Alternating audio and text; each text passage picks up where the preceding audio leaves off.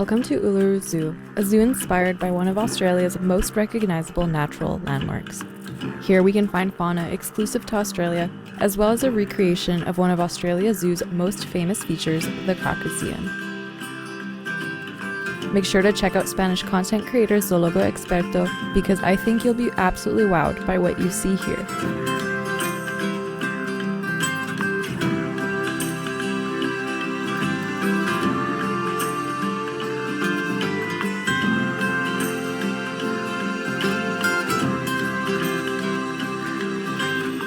Hey everyone, Sparrow here. Thank you for joining me for another zoo tour where today we're checking out Uluru Zoo by Zoologo Experto.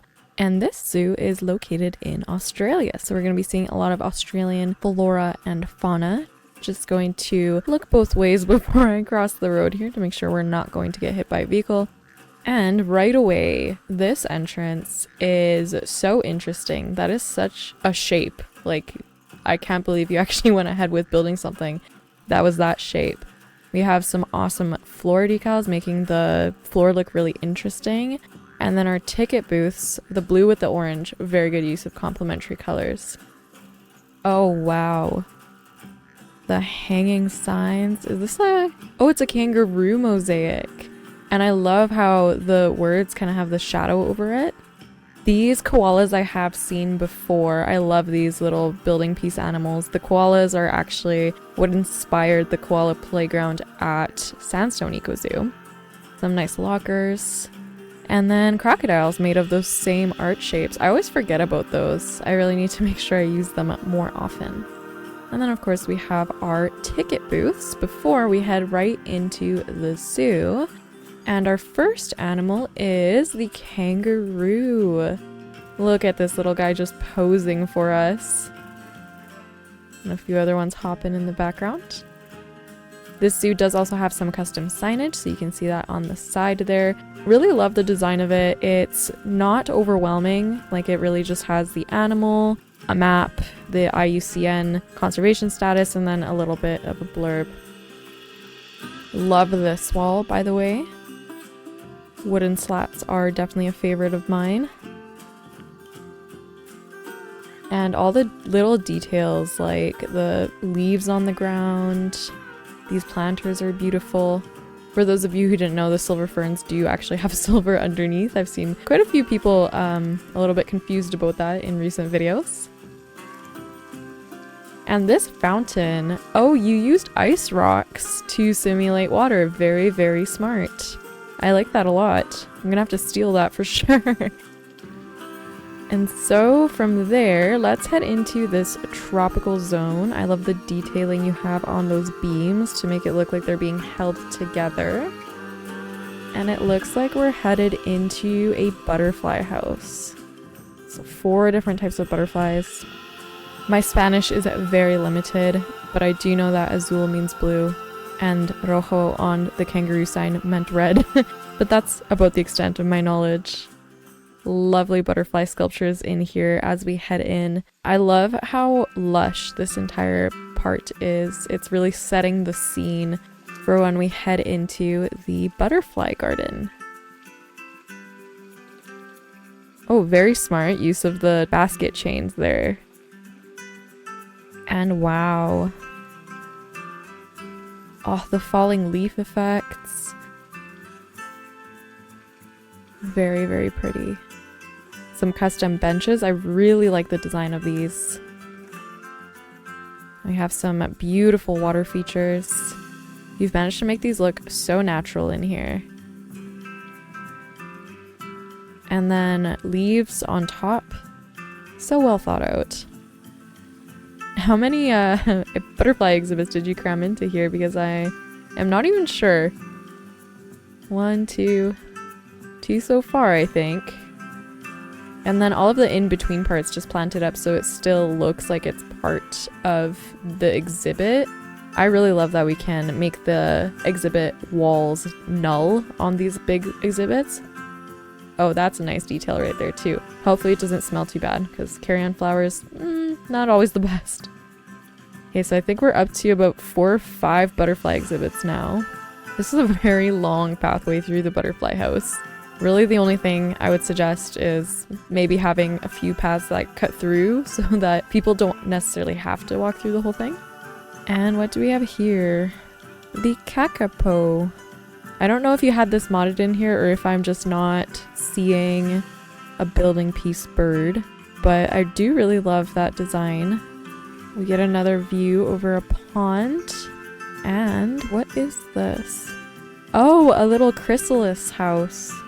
So a lot of butterfly houses will have this sort of separate area where they don't hatch the butterflies, but they store them while they're in their chrysalis so that they can be released back into the butterfly house after. If you counted how many butterfly exhibits were in there, then do let me know in the comments because I kind of lost track. On the other side of the butterfly house, we have the Moai Reef. Some nice restrooms.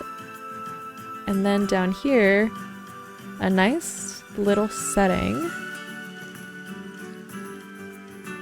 And oh my goodness, tell me this is not the perfect Instagram spot. After our little photo op, we're gonna head right into the reef. These huge Easter Island heads look really cool. And this boardwalk, the fact that you went around this entire section of the zoo putting these driftwood pieces on it is kind of crazy to me. We're going to take a look at the quokkas first. And then we have Uluru in the back there. Very famous landmark in Australia.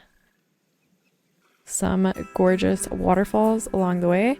And oh my gosh, are those wallabies? Yes, they are. They have their own little private island. That is so cute. Up ahead I see some volcanoes. Very interesting. And this is, I'm assuming, the quokka enclosure. I like how that green corrugated metal really blends into its surroundings. We have one side, and then where are the quokkas? Right there.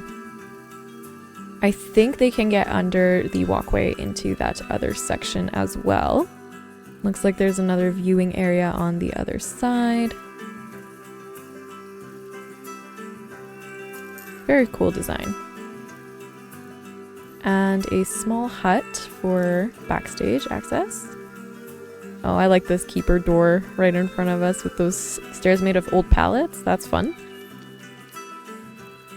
And wow, another photo spot right here.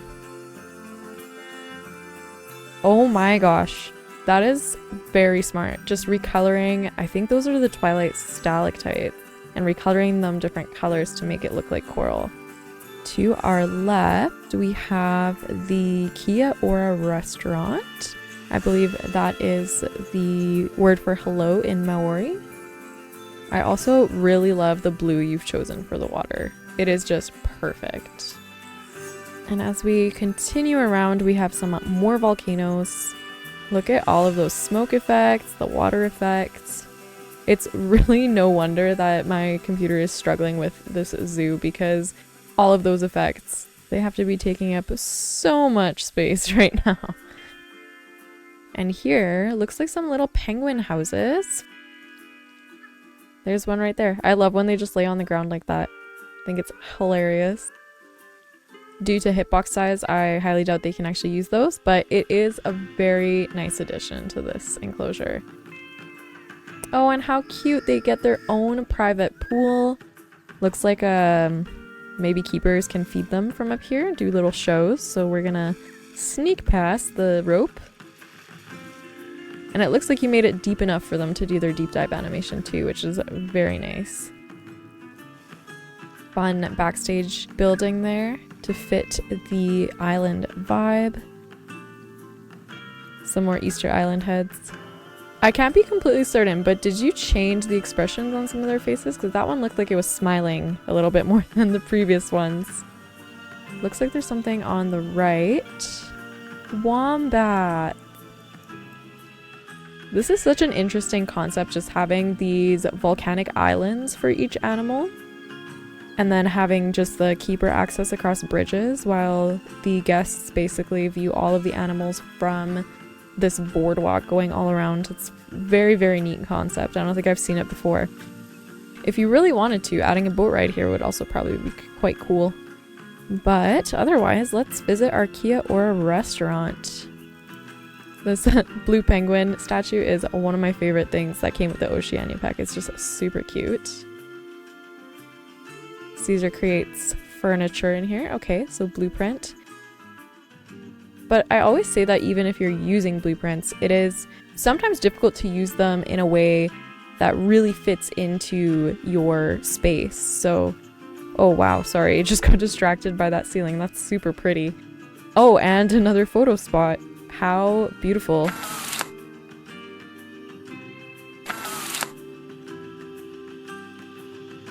But anyway, as I was saying, using blueprints, it's not enough to just throw them into your file. You also need to be able to use them in a way that makes it look good. Use all the blueprints. Coral Salon. I see why.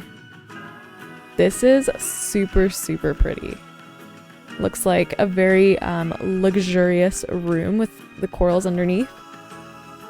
Love the seagulls on the walls, that trim. The fact that there's so much light in here. And the blue on the bottom of the wall blends in with the color of the water. Very nice bar. I don't know if this was also created by Caesar Creates, but again, you fit it into your build so well. And even the custom kitchen equipment back there. We have a display case. Yeah, this is really well done. The placement of everything and all of the decor. You've done a fantastic job. Oh, and from here we can even get a look at the quokkas, as well as the wallabies. Gonna hop for us, little guy?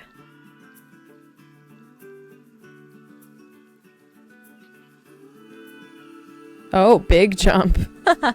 Okay, once we continue down our regular boardwalk, we get to the last animal on our path, and that is the platypus. They're just hiding in the grass back there. Let's see if we can get them to come out and swim, maybe. Oh, no. One of them. They're so cute, the way they move around on land. A lot more graceful in the water, that's for sure. So that looks like at the end of our reef. Back there we have our butterfly house, which if I remember correctly is actually shaped like a butterfly. So let's do a quick flyover back to the central plaza. And once we exit the tropical zone, we're met with... what's in here? Oh, the Tasmanian Devil. I really like that peek through window. Ooh, and I really like the water feature you've incorporated into the center of this enclosure here. Nice Twilight Mason work here. I always forget you can recolor those. We have some staff access. And it looks like this also is a two-part habitat. So they can get from one side to the other. That would be their backstage. Let's just make ourselves a little bit taller to peek over. And here we have our actually large viewing windows from which we can get a very good look at the Tasmanian Devils. Yes, and that's how they get across to the other side. There's our beautiful central fountain once more.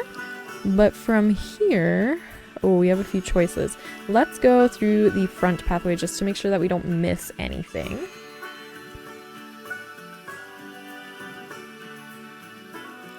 Very simple building. Not that simple is a bad thing. You will actually usually see these kinds of buildings at a zoo, so it's quite realistic. And it looks like some sort of backstage for, I'm gonna assume the kiwi based on the statues over there, but let's head over to this viewing window just so we don't miss anything. And here we have our dingoes. Oh, and this one is an interesting color morph. I think I've only ever seen the orange ones in my own Australian zoo. I do really like that one. The way they prowl through the grasses is fun to watch. Into the kiwi house. I like that raised path at the back. Kiwis will generally need a little bit of elevated terrain to make sure that their knees and ankles are getting the workout they would normally get in their natural environment. And some more viewing windows for the dingoes. Don't know where they went exactly. Oh, this divider is really cool with the plants set into it.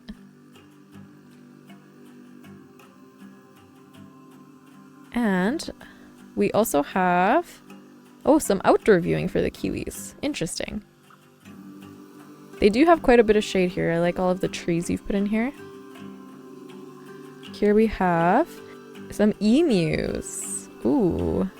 I really, really like this enclosure. I think it's difficult to make sort of dry, arid looking enclosures look interesting, but your mix of grasses in here is really well done. Also helps that there's quite a few animals in there to give it some life.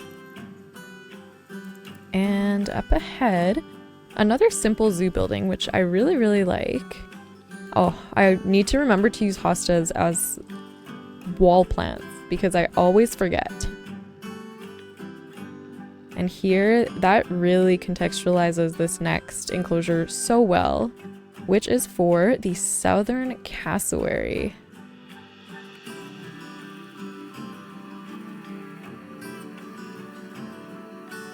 Unfortunately, the sun is shining in our eyes a little bit at this time of day, but that's okay. We'll get some more views of these guys in just a little bit.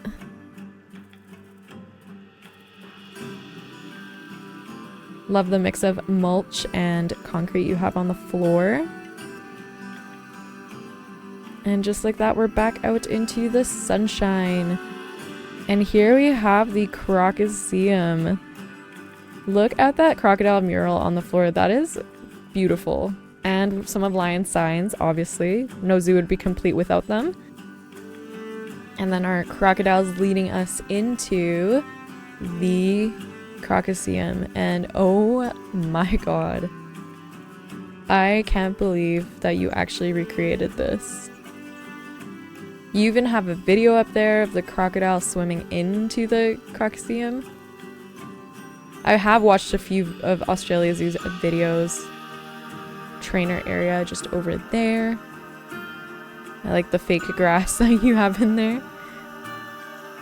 So this is, I think, a very well done recreation. Let's see what it looks like from up top. Oh my gosh, you have pens for the crocodiles back here. We're gonna have to take a peek into that backstage, but wow, this view is triggering my fear of heights, so I will say job very, very well done. Let's head through the exit and let's take a peek at this backstage area. Just gonna hop some fences here. Stand up on our tiptoes to be able to see a little bit better into these backstage areas. This is so cool. The fact that you thought about all of this to make sure that there was a way for the crocodiles to not have to be in the Crocoseum the whole time. And it also looks like you have like working gates for each one, because I see some gates at the back of the pen there. Wow. Well, let's get out of here so we don't get in trouble. And on the way, there is a rescue center for koalas. And it looks like it has specific hours that it is open during. And oh my gosh, this is so kitschy, but kitsch is actually so much fun if it's done well. And I think this is absolutely hilarious, the fact that it's a koala-shaped koala house. Sort of a reception area, it looks like. Someone would probably be standing here checking tickets, making sure there's not too many people in here. This does look like the kind of place where you would have a limit on number of people visiting. There's our first koala. Ground dwelling, of course.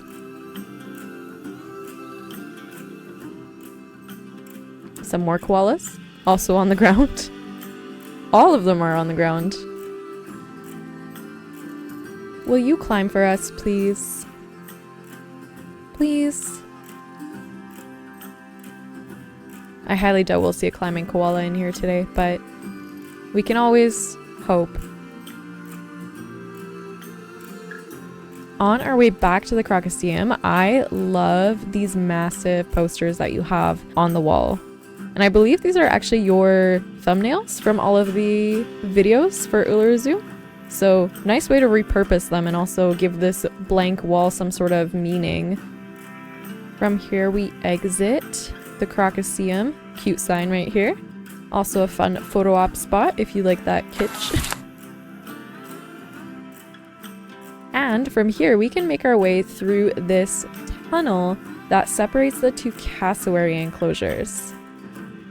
Very swampy vibes. I love the stalactites around the edges of the water, and that water, again, perfect coloration for it. And here we can get up close and personal with these dinosaur birds. They are quite dangerous, so that is why we are encased in this mesh walkway, just to make sure that no one gets hurt. This tunnel leads out into their backstage area. Very cool. Zoologo Experto does a lot of backstage areas and they are always so well done. Oh, hello, sir. Or ma'am. And these sliding doors are so well done. All of the little details on the walls, the sinks, everything. And from here we walk out to the emu enclosure. So we'll take one last little photo in front of the entrance and then enjoy this flyover of the entire massive zoo. Make sure to check out Zoologo Experto, linked down below in the description, and I will see you next time. Bye.